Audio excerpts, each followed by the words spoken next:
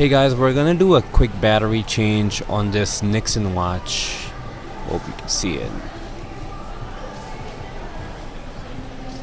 I think it's about a 38 millimeter size.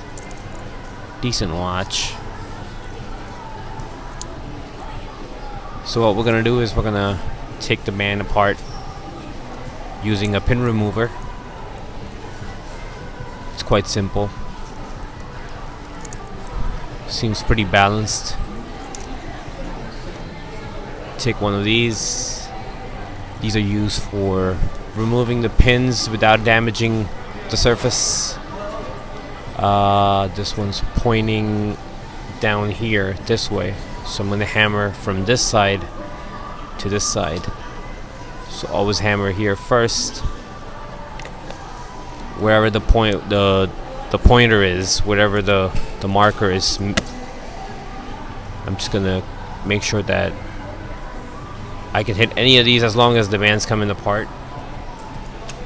I'll use one of these pin removers pins I have.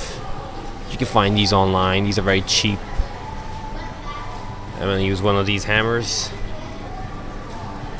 and pop it anywhere pretty much.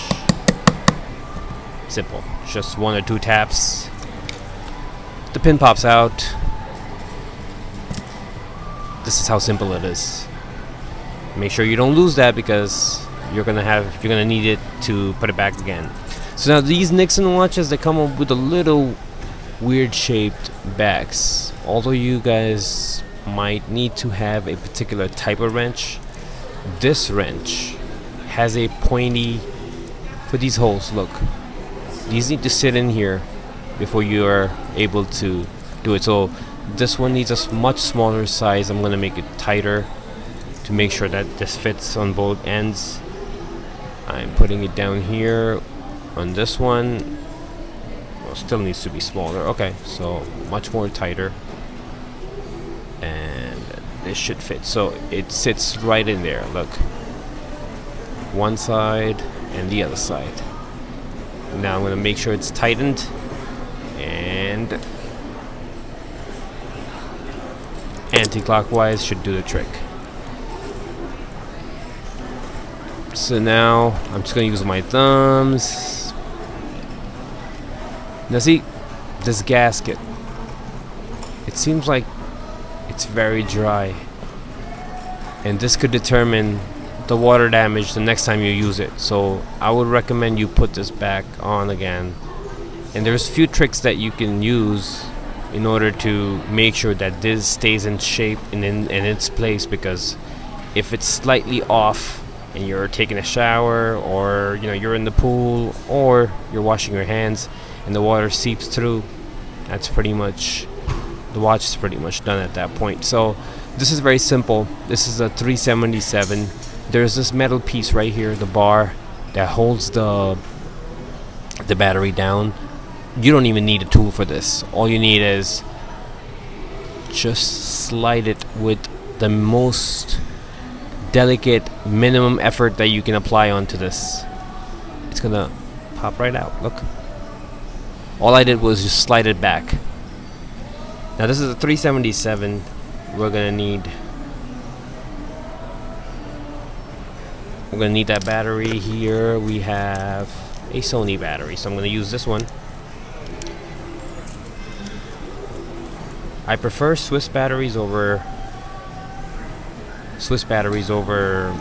Japanese batteries or Chinese batteries, but you can use either one, it doesn't matter. Now I